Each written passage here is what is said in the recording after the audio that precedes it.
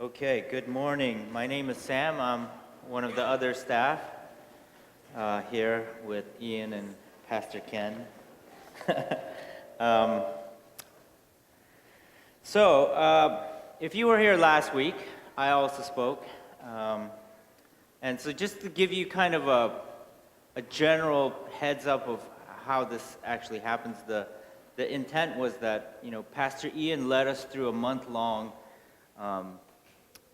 series on giving and pledging, and we saw the culmination of that. And next week starts what we call Advent. It's kind of the season as we prepare for Christmas and the birth of Christ.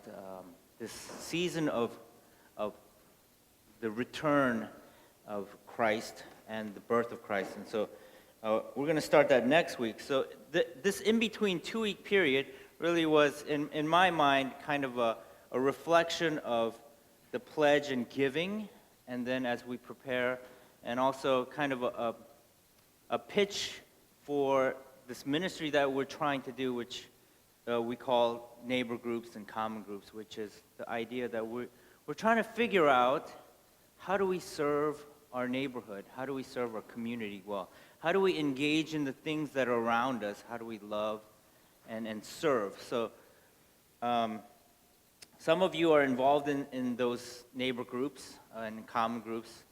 Yesterday we had the Waverly Farmers Market. We're trying to figure out, there's stuff going on. How do we figure out what's around us? I know the Beckers have been involved with the Able neighborhood, which is literally just one street over, and figuring out what are the things we need to listen to and learn. And so as we try to discern this process as a young, new church, how do we serve the people around us? Those are some of the thoughts that these two messages were intended to. And like all good things, original intent and then the actual result, it ends up being two totally different things. So if you're confused, you're with me. So last week, I kind of spoke on a meditation about the theology of Thanksgiving from Psalm 50. And today, I want to kind of piggyback off that. And generally, this whole two Sunday process was looking at this nature or character of what we call generosity. Right? Because we want to love others and serve others generously. We want to give generously. We want to give joyfully. And today, we're going to look at John chapter 15. And this right in the middle of this thing we call the farewell discourse. Jesus is going to have this meal time, and then later on, what's going to end up happening is he's going to get arrested, and then there's this whole series of trial, and then he gets crucified, and he's nailed on the cross. And so this is the night before, which is really expanded in the Gospel of John in chapter 13 through 16. So we get this really elaborate, long teaching, and so we'll dig in, and I'm going to read chapter 15, verses 1 through 12. And before I do that, let me open in a word of prayer. God, we ask that you would speak to us in truth and in power for our lives. May the words of my mouth, the meditations of our hearts, be acceptable to you, our rock and our redeemer. Amen. So last week, I realized I read the wrong version, so I'm going to make sure. This is the New Living Translation. Hopefully it matches up. If not, I apologize in advance. All right, John 15. Listen for the word of God. I am the true grapevine, and my Father is the gardener. Yes. He cuts off every branch of mine that does not produce fruit, and he prunes the branches that do bear fruit, so that they will produce even more. You have already been pruned and purified by the message I have given you. Remain in me, and I will remain in you. For a branch cannot produce fruit if it is severed from the vine, and you cannot be fruitful unless you remain in me. Yes, I am the vine, you are the branches. Those who remain in me and I in them will produce much fruit. For apart from me, you can do nothing. Anyone who does not remain in me is thrown away like a useless branch and withers. Such branches are gathered into a pile to be burned. But if you remain in me and my words remain in you, you may ask for anything you want, and it will be granted. When you produce much fruit, you are my true disciples. This brings great glory to my Father. I have loved you even as the Father has loved me. Remain in my love. When you obey my commandments, you remain in my love, just as I obey my Father's commandments and remain in his love. I have told you these things so that you will be filled with my joy. Yes, your joy will overflow. This is my commandment. Love each other in the same way I have loved you. There is no greater love than to lay down one's life for one's friends. You are my friends if you do what I command. I no longer call you slaves, because a master doesn't confide in his slaves. Now you are my friends, since I have told you everything the Father told me. You didn't choose me. I chose you. I appointed you to go and produce lasting fruit, so that the Father will give you whatever you ask using my name. This is my command. Love each other. This is the word of the Lord. Thanks be to God. All right, so there's a ton there. Again, I'm not going to touch on all of it, but one caveat is, as we read through it, there's a lot of passage there that can be taken in all sorts of weird ways, right? You know, for example, if you ask in my name, you'll get whatever you want. That's really not what Jesus is saying, clearly. The gathering of the piles is not an analogy for hell. So there's a bunch of things here that, you know, we can take in all sorts of different ways. So, you know, taking a step back, the big picture of this discourse. So imagine this is, you know, in chapter 13, Jesus, he's in Jerusalem, tells his disciples, hey, we're going to have a last meal. And by the way, it's also Passover, which is a big meal anyway. So it's like Thanksgiving all over. And so he gathers all the disciples, and they're having this feast. They're eating. And then in the eating and the merriment, Jesus starts to teach. Because he knows something's going to happen pretty significantly. And so he starts to do these things in chapter 13. He starts to wash their feet. And then he explains it. And the disciples are weirded out. They're like, whoa. And then in chapter 14, he starts talking to them about, you know, you're going to get this comforter. Not like a blanket, but someone who's going to come and comfort you. And he starts to give them certain commandments. And the one that repeats over and over again is, love one another. This is how you show that you're my disciples. And then we get to chapter 15 here, and then he starts to elaborate. And he says, you know, I'm the vine and branches, because they understand that farmer's language. And so he starts to say, you know, stay with me. There's going to be this temptation to wander. And Jesus says, stay. And if you stay, there's going to be these things, fruits, that will be produced. And then again, Jesus says, reiterates, this is my command. Love one another. And then he elaborates some of these things. Jesus says, you know, you're not just followers. You are now intimate with me. You're friends with me.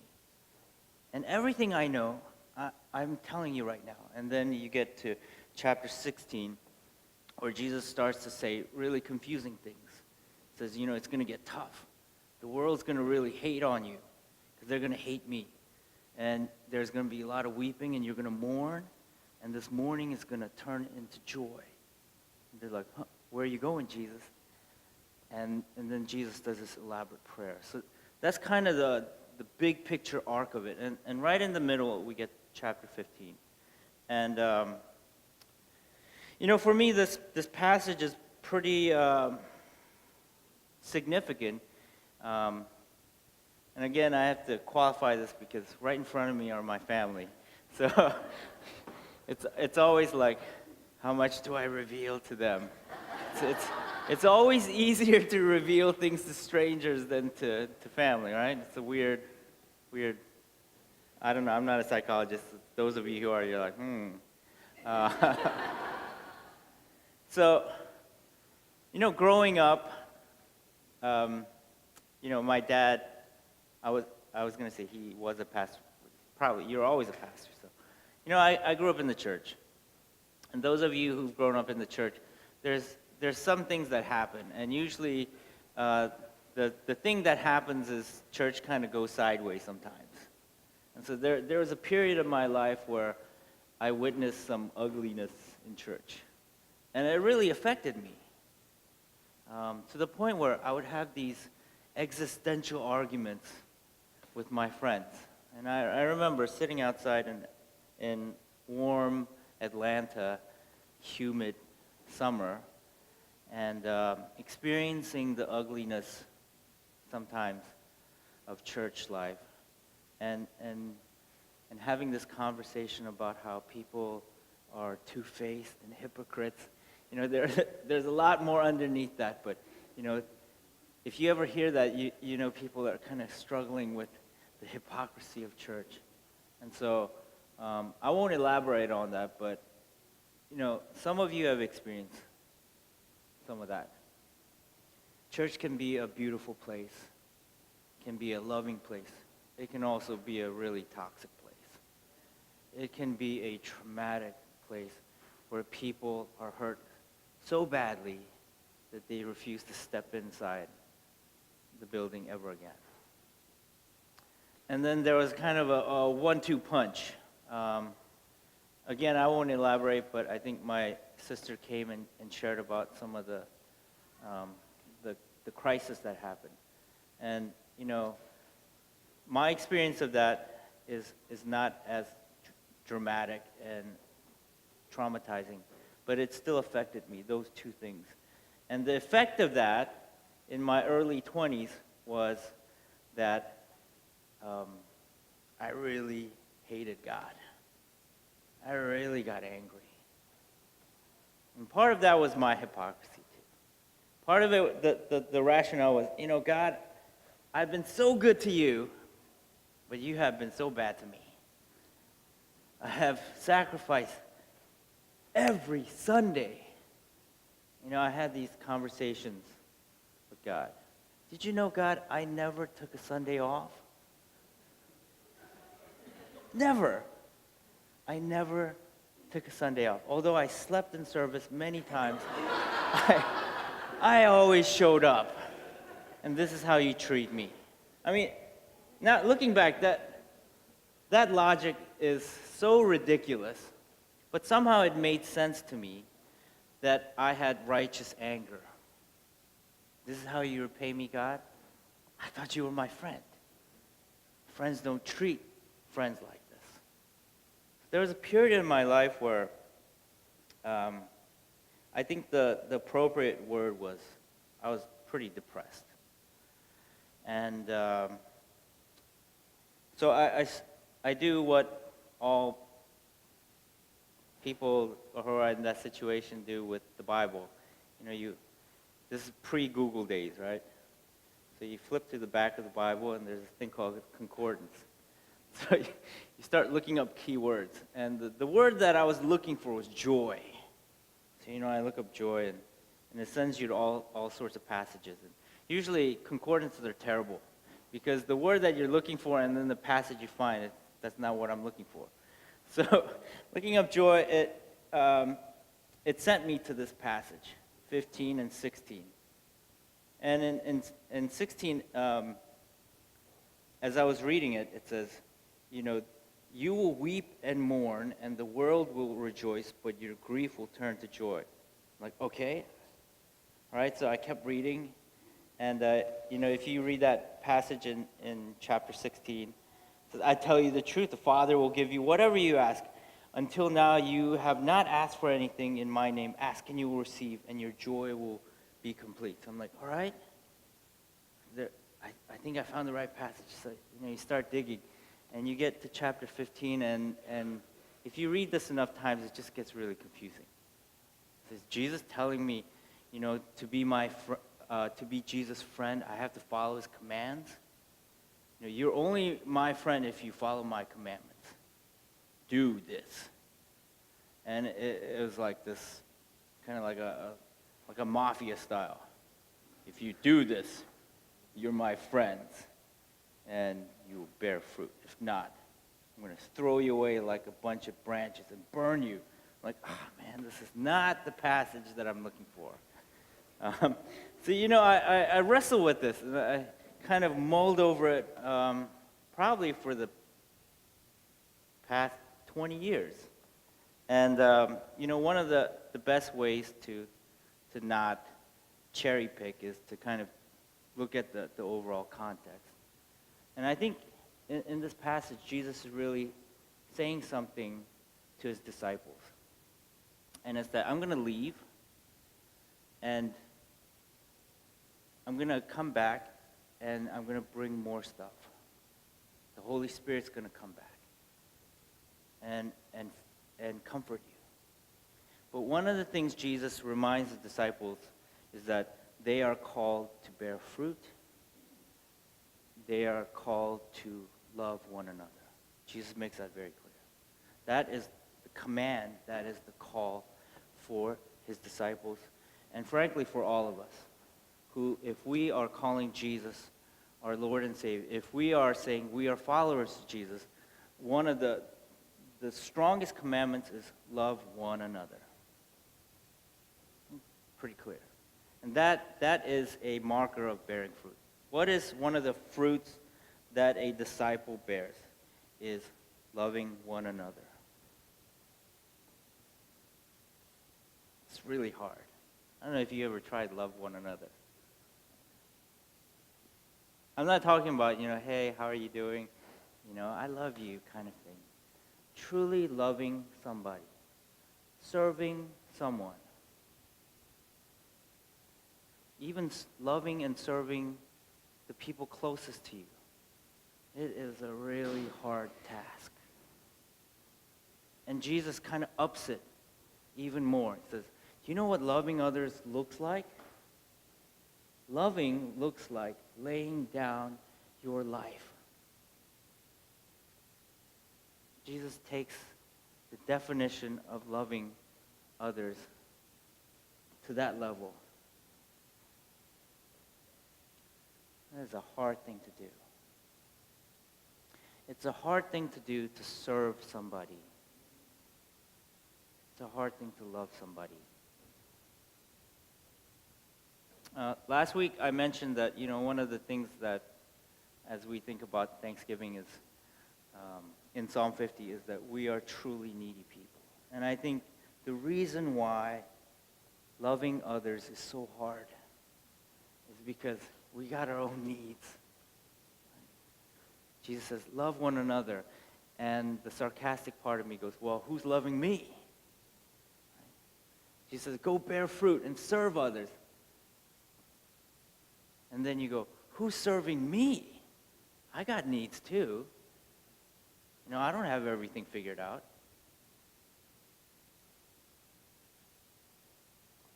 And in the middle of all of this really hard teaching and commands, Jesus inserts this little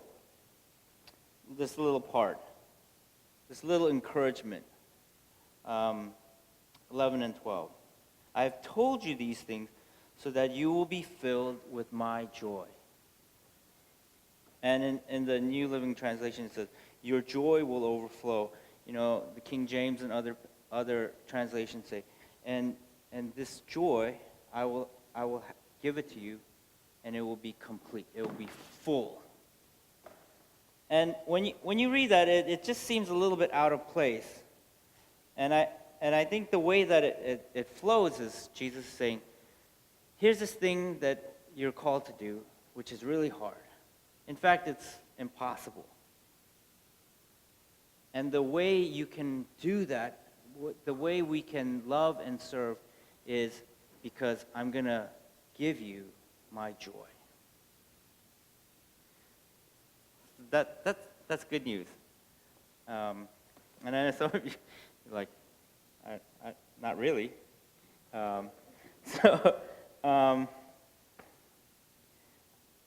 Taking a step back, and I'm going to do a little, I was going to say Ian style, but I say this affectionately, like, in a word study in a nerdy way, because that's who, we're all like that, right? We love this stuff. When we take a look at that word joy, which in Greek is one of the kind of the family of grace vocabularies in the New Testament. In Greek, joy is kara or chara. And those of you who've studied it, you know that when you extend it out, charis is grace. And then when you add a yud in front of a Eucharist, that's thanksgiving. And you see that these three words used over again, over and over in the New Testament. God's grace, God's joy, God's thanksgiving. And, C.S. Lewis talks about this, and he wrote this book called Screw Tape Letters. I don't know if you've read it. It's backwards. So if you read it, you have to flip everything backwards. Because he's writing from the point of demons and Satan. So they're trying to mess with Christians. And so everything you read in there, you got to flip it over. So there's one part where the demons are, they're writing letters on how to mess with Christians. And so one of the letters is talking about joy and fun and jokes and flippancy. And he says, joy is like, we don't know what that is, but it looks something like music. And he says it's the meaningless acceleration in the rhythm of celestial experience. So you have to flip it. So joy is like music, which is a meaningful acceleration in the world. And that kind of makes sense, right? If you experience acceleration, you feel the sense. The closest thing I can think of is a roller coaster.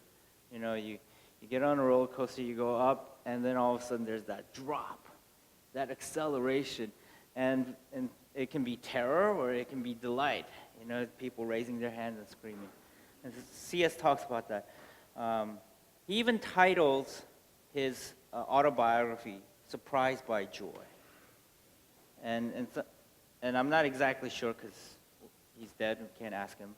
But some people think it's partly his wife, Joy, but also the Greek word, joy, one of the roots meaning of it is surprise.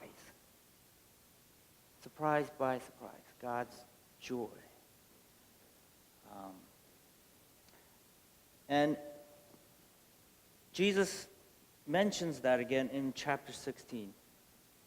When we experience God's joy, it's a surprise. When we're surprised, we experience God's joy. And that's emphasized very significantly in chapter 16. The disciples are going to experience this crucifixion, and then they're going to run away, and they're going to mourn and hide. And then 3 days later, they're going to realize they're grieving and mourning in their loss. They're surprised that Jesus has overcome death. Jesus has overcome the world. And then their grief will turn to surprise.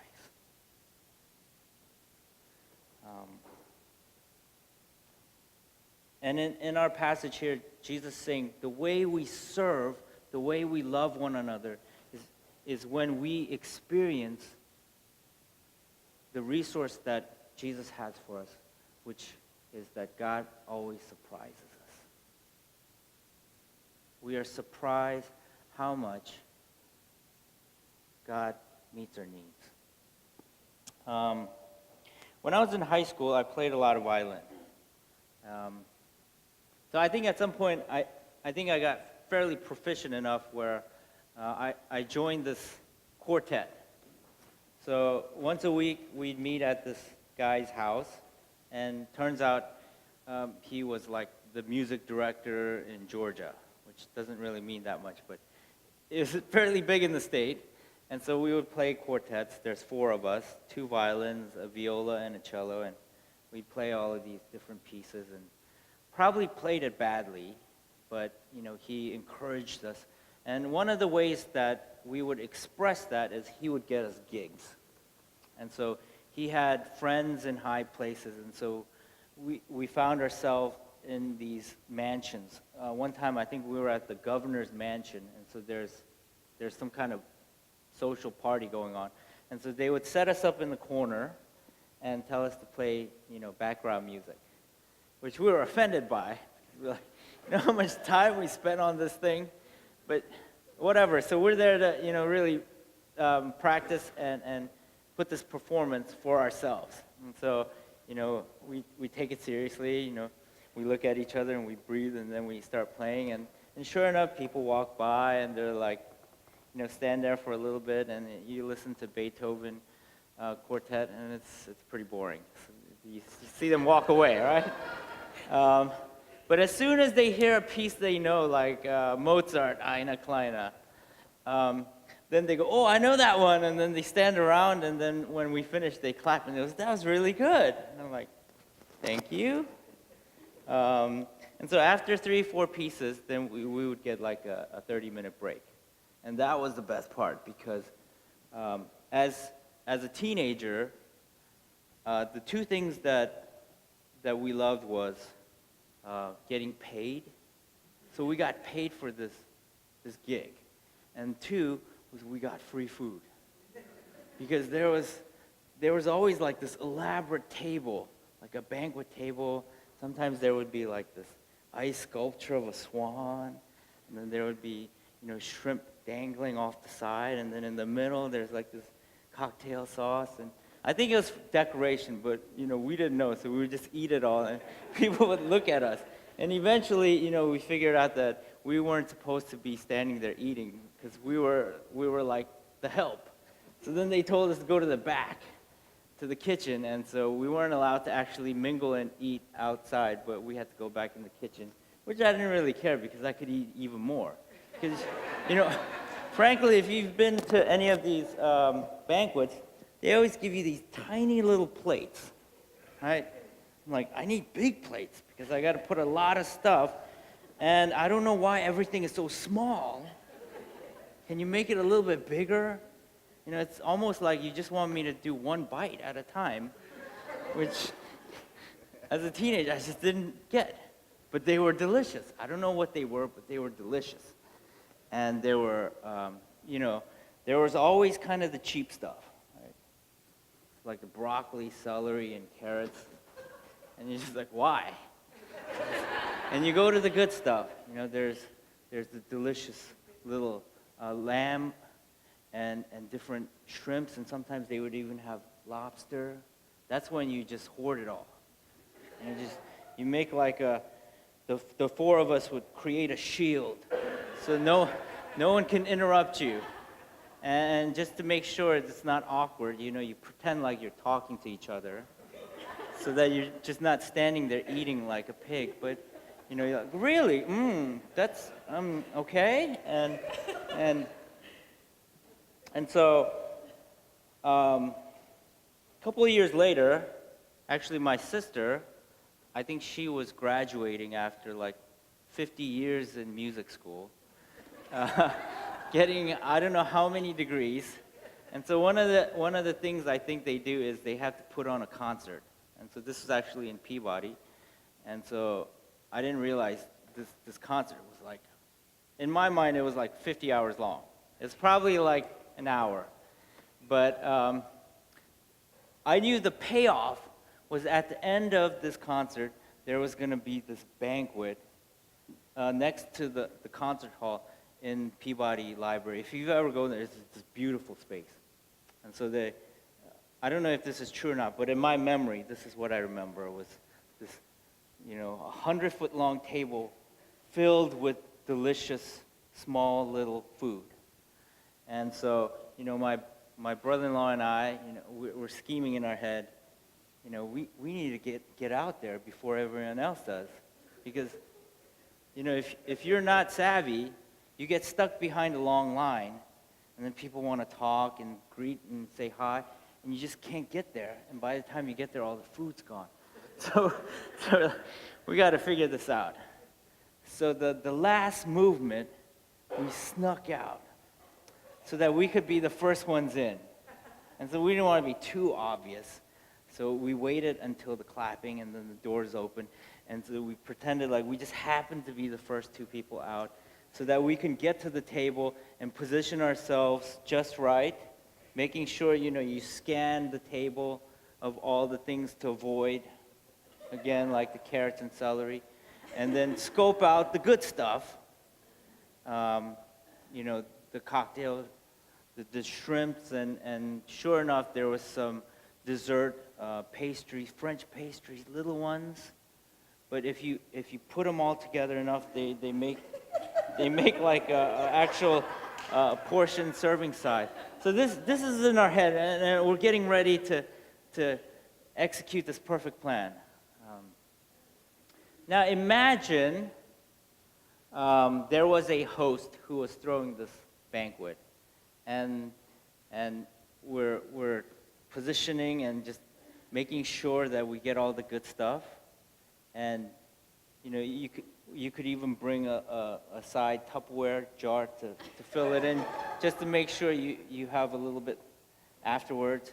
Imagine if you're doing this activity and the host comes out and says, "Hey, are you enjoying the food?" I'm like, "Yes, but stop talking to me. I'm busy right now." And the host says, "Hey, I know that there's a lot of people and there may not be enough food. So what I actually did was, in the back of the kitchen, I had the servers set aside all of the good stuff, not the carrots and celeries and broccoli, but some of the really good stuff, and bagged it for the two of you. And not only that, I had one of them save an entire piece of pastry and not cut it up so that you can enjoy the whole thing. And it's in the back, so before the night is over, make sure you go back to the kitchen and don't forget to take it home." Now, if that were to happen, how would that night, that banquet change? All of a sudden, my brother-in-law and I, we become like the most social and generous people. Instead of creating a barrier for everyone else, we'd actually turn around and say, "I'm sorry, were you waiting for the shrimp cocktail? They look delicious, but I know you look really hungry. So go ahead, you can cut in front of me." And then you go to another person and you say, "You look like you're in the back of the line. I tasted some of the French pastry. It's amazing. And I took 3 of them, but it looks like you're never going to make it. So why don't you take the 2 that I was saving for later? Here, you can have mine."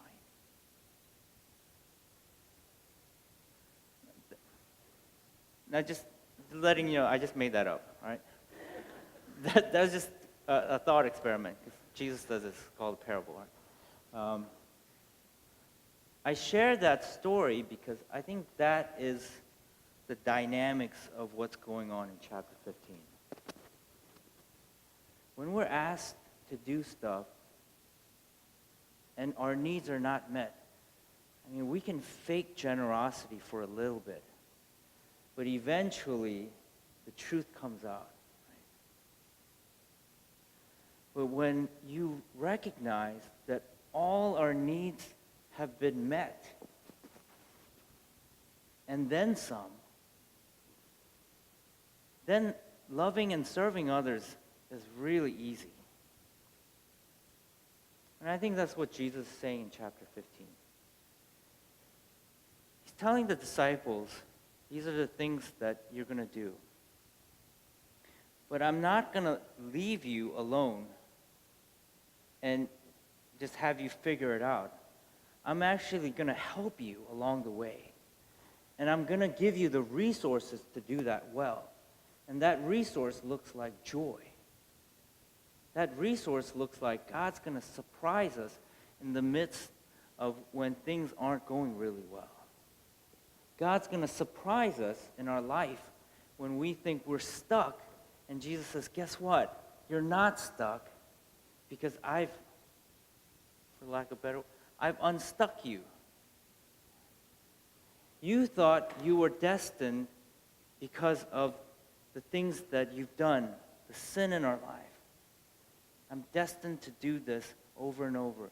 And Jesus says, guess what? You're not. Some of us think we're destined never to find the right person.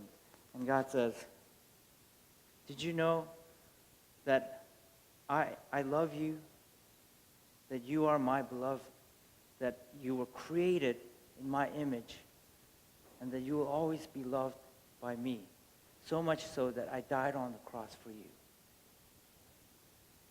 When we realize God has met every one of our needs, then when Jesus says, love one another as I have loved you, then that looks pretty easy.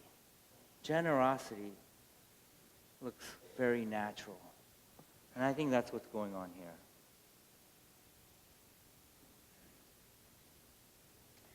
You know, we need God's joy to serve others generously. We need joy to love others. And the cool thing is, every time we try to do this and we stumble, God shows up and surprises us, and that we experience it again. And I want to remind us, for those of you, I have a hunch that we've experienced that at some point in our lives, that surprise. God shows up and really surprised us. So much so, that event has changed our lives. And for some of us, it's been maybe too long since we've remembered God's surprise in our life. And I think God's reminding the disciples and God's reminding us again. I'm going to do that work in our life. I'm going to surprise you. Some of us who are going through difficulty. You know, the holiday season is tough. Everyone's telling you to rejoice and be happy, and some of us aren't. And in the midst of that, God shows up, and it says, your grief and your mourning will turn into joy because God shows up in our life. God surprises us all the time. And that's our prayer. As a church, as we are called to love and to serve and to go into our neighborhoods, in our community, we do that not out of our resources, but out of God's resource. This incredible resource God gives us, this resource called God's joy, that Jesus promises not only to give in part, but completely. And that's God's promise to us. I will always surprise you. God will show up. So, pray with me as we respond to God, and as we go into time responding to God in communion. Let me pray. God, thank you again for the words of Jesus, that we're called to go, to make disciples, to bear fruit, to love one another, to serve, to lay down our lives. Not because it's the right thing to do, not because you're telling us to do it, but because we've experienced the surprise of Jesus in our life. The surprise that Jesus has overcome sin and death. the surprise that God has met all our needs. The surprise every morning that your grace is new and your mercy is new every morning. So God, we say thank you. We come to you. We want to respond to you in kind. Help us to follow you in faith and obedience.